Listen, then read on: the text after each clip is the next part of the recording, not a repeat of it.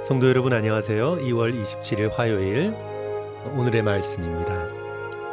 찬송가 183장 다 같이 부르신 후에 말씀 나누도록 하겠습니다.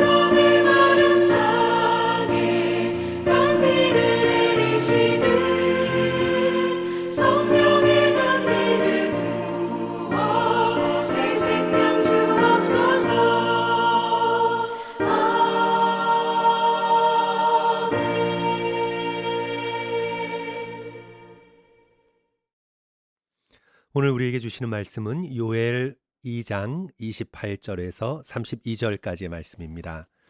제가 봉독해서 올리도록 하겠습니다. 그 후에 내가 내 영을 만민에게 부어주리니 너희 자녀들이 장래일을 말할 것이며 너희 늙은이는 꿈을 꾸며 너희 젊은이는 이상을 볼 것이며 그때에 내가 또 내 영을 남종과 여종에게 부어줄 것이며 내가 이적을 하늘과 땅에 베풀리니 곧 피와 불과 연기 기둥이라. 여호와의 크고 두려운 날이 이르기 전에 해가 어두워지고 달이 핏빛같이 변하려니와 누구든지 여호와의 이름을 부르는 자는 구원을 얻으리니 이는 나 여호와의 말대로 시온산과 예루살렘에서 피할 자가 있을 것이며 남은 자 중에 나 여호와의 부름을 받은 자가 있을 것임이니라. 아멘. 오늘 요엘 본문의 말씀은 우리에게 두 가지를 생각하게 만듭니다. 첫째는 성령 충만함과 그리고 둘째 마지막 날의 구원입니다. 28절 말씀 보시면 그 후에 내가 내 영을 만민에게 부어주리니 그 후라는 건 이스라엘 백성이 회개하고 여호와 하나님께로 진심으로 돌아온 후, 하나님과 이스라엘의 관계가 회복된 후를 말하고 있습니다.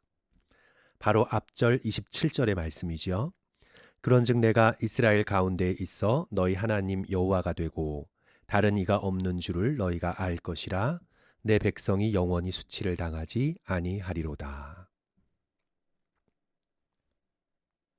그렇게 하나님과 이스라엘과의 관계가 회복된 후에 하나님께서는 하나님의 영, 성령을 믿음의 백성 전부에게 부어주시겠다고 약속하십니다. 성령의 역할은 무엇입니까? 하나님과 깊고도 친밀한 관계를 누리게 하는 것입니다. 28절 보시면 그 후에 내가 또 내 영을 만민에게 부어주리니 너희 자녀들이 장래 일을 말할 것이며 너희 늙은이는 꿈을 꾸며 너희 젊은이는 이상을 볼 것이며. 성령이 임하면 하나님과의 친밀한 교제로 하나님께서 어떤 일을 행하실지 확실히 알게 됩니다. 하나님의 영을 받았으니 하나님의 마음을 알게 되죠. 하나님께서 이루실 일에 대한 꿈과 이상을 보게 됩니다. 마치 창세기의 아브라함이 하나님과 친밀한 교제 가운데 하나님께서 소돔과 고모라를 멸하실 것을 미리 알게 된 것처럼 장래일을 알게 됩니다. 자기 자손이 하늘의 별처럼 바닷가의 모래알처럼 많아지리라는 하나님의 놀라운 일을 알게 되었습니다.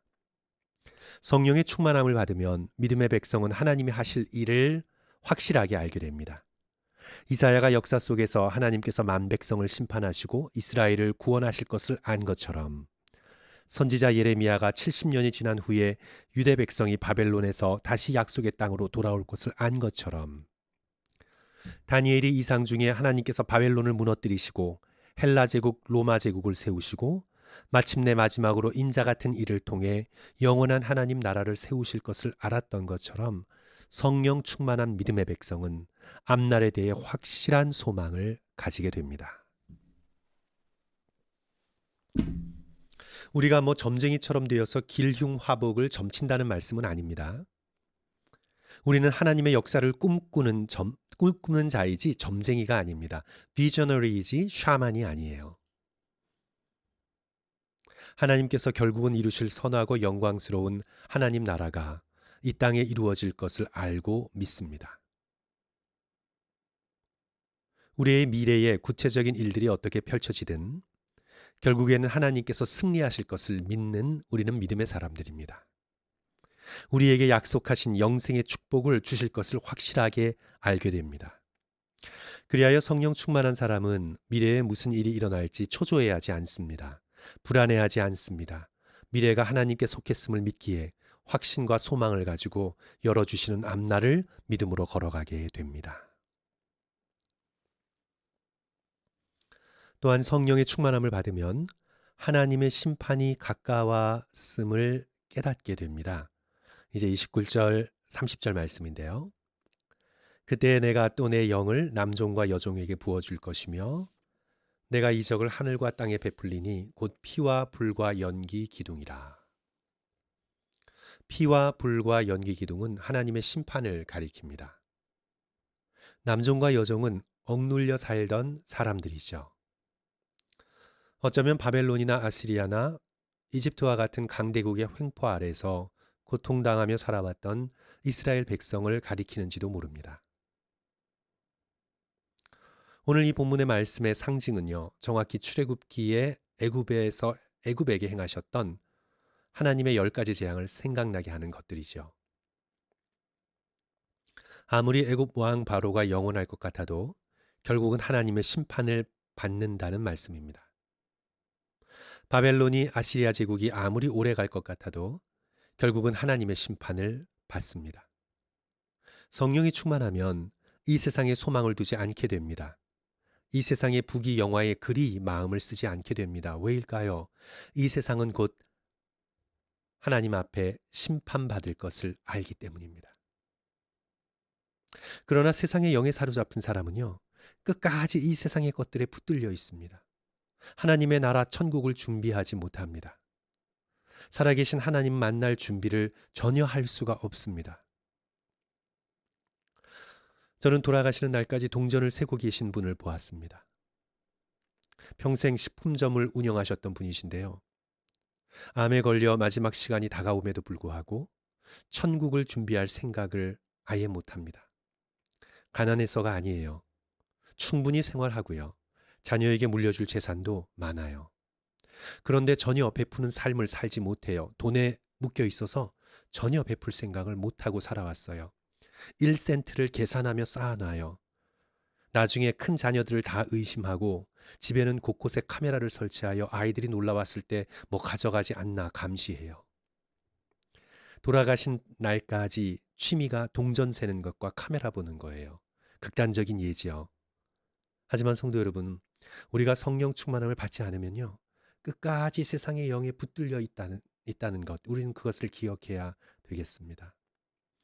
우리가 이제 중년이 되어서 인생의 후반전이 되면 세상의 것들에 대해서는 점점점 입맛을 잃어버리고 천국에 대하여 점점점 마음을 써야 합니다. 우리의 생명의 주인 되시는 하나님 만날 준비를 해가면서 우리는 이제 전심으로 하나님을 예배드리는 법을 알게 되고 마음을 깨끗하게 준비하게 되고, 젊었을 때는 잘 그러지 못했지만 이제 중년 이후를 살아가면서 사람들을 불쌍히 여기고 그들에게 대하여 인자한 마음을 품게 되고 할 수 있는 한 선행을 베풀려 우리는 노력해야 합니다. 왜냐하면 우리는 이 짧은 세상 이제 곧 끝내고 사랑과 평강의 주님이신, 생명의 주인이신 하나님 앞에 서야 되기 때문이죠. 성도 여러분, 그 마지막 날에 누가 구원을 얻을 수 있을까요? 오늘 본문 말씀 31절 32절은 이렇게 선포합니다. 여호와의 크고 두려운 날이 이르기 전에 해가 어두워지고 달이 핏빛같이 변하려니와 누구든지 여호와의 이름을 부르는 자는 구원을 얻으리니 이는 나 여호와의 말대로 시온산과 예루살렘에서 피할 자가 있을 것이며 남은 자 중에 나 여호와의 부름을 받을 자가 있을 것임이라. 누가 구원을 얻나요? 여호와의 이름을 부르는 자. 사도행전에서 사도 베드로가 오순절에 바로 요엘의 이 말씀을 인용했습니다. 만민에게 하나님의 영을 부어주시는 성령 강림의 놀라운 날에 바로 이 복음을 증거합니다. 사도행전 2장 21절, 누구든지 주의 이름을 부르는 자는 구원을 받으리라. 여기 주의 이름이란 바로 예수의 이름입니다. 구원에 이르는 길을 열어주신 이름, 예수 그리스도의 복된 이름입니다. 사도 베드로가 산헤드린 공회 앞에서 담대히 선언합니다. 사도행전 4장 12절, 다른 이로서는 구원을 받을 수 없나니 천하 사람 중에 구원을 받을 만한 다른 이름을 우리에게 주신 일이 없음이라 하였더라. 오직 예수의 이름을 부르는 자들이 구원을 얻게 됩니다. 성도 여러분, 우리가 기억해야 할 것은 예수님과 아무 관계없이 마음대로 살다가 마지막 때 자신의 인생이 환난할 때에 갑자기 온 마음을 다해 여호와 하나님의 이름, 예수의 이름을 부를 수 없다는 사실입니다. 물론 성경에 십자가의 오른편 강도의 예가 있긴 있어요. 참혹한 고통 속에서 예수님을 바라본 예가 있습니다. 그러나 우리는 그런 길을 모범으로 삼고 추구해서는 안 돼요. 지금 기회가 있을 때, 아직 은혜의 때에 예수 그리스도의 이름을 부르고 또 불러야 합니다. 그 이름의 능력을 살고 그 이름을 사랑하고 다른 모든 것을 잃어버려도 그 예수의 이름을 가장 소중한 것으로 심령에 품고 지금부터 살아가야 합니다. 우리의 목표가 부끄러운 구원, 마음대로 살다가 간신히 얻는 구원을 모범으로 삼고 바라보아서는 안 돼요. 아주 예외적인 경우를 제외하고는요, 평소에 예수의 이름을 무시하며 살다가 갑자기 죽음의 순간에 온 맘 다해 주의 이름을 부를 수 없어요. 그래서 우리는 아직 이 은혜의 때에 오늘 하루하루 살면서 예수의 이름을 온 마음을 다해 자주 불러야 합니다. 주님, 예수님 사랑합니다. 제가 주님을 의지합니다. 예수님을 믿습니다. 고백하며 자주자주 예수의 이름으로 기도하셔야 합니다. 동방 정교회의 전통에서는 예수 기도가 있어요. Jesus Prayer라고 하죠. 어떻게 되냐 하면 아주 짧아요. 기도문이. 주 예수여 하고 이름을 불러요. 주 예수여, 이 죄인에게 자비를 베푸소서. Lord Jesus Christ, have mercy on me, a sinner. 이에요. 짧죠?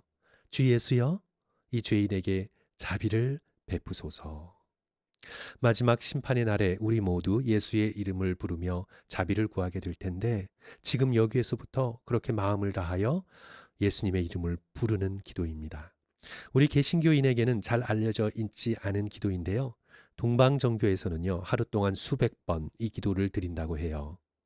이 예수 기도를 통해서 능력을 체험하고 변화된 사람이 많다고 합니다.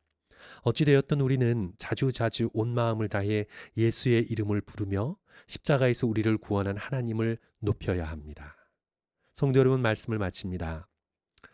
우리 모두 믿을 때 성령을 받았습니다. 그러나 우리의 연약함으로 성령의 능력이 점점 우리 삶에서 줄어들 수 있어요. 우리의 죄로 성령을 근심하게 만들 수 있습니다.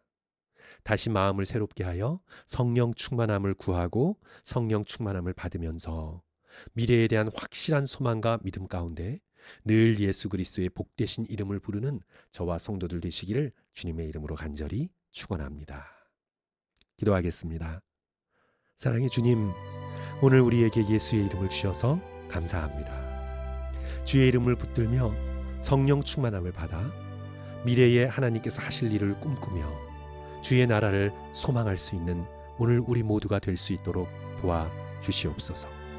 지금 여기서 우리는 때로 고통을 당하고 건강이 무너지고 마음의 근심 걱정이 찾아오지만 예수의 이름으로 그 모든 것들을 물리치고 하나님께서 그리스도 안에서 우리에게 약속해 주신 천국의 놀라운 은혜를 바라보며 예수의 이름을 부르며 오늘 하루를 믿음으로 살아갈 수 있도록 주여 우리를 새롭게 하여 주시옵소서. 예수님 이름으로 기도합니다. 아멘. 성도 여러분, 끝까지 들어주셔서 감사합니다. 오늘 하루도 예수 그리스도를 닮아 온유와 겸손으로 기쁨 가운데 살아가시기를 주님의 이름으로 간절히 축원합니다. 감사합니다.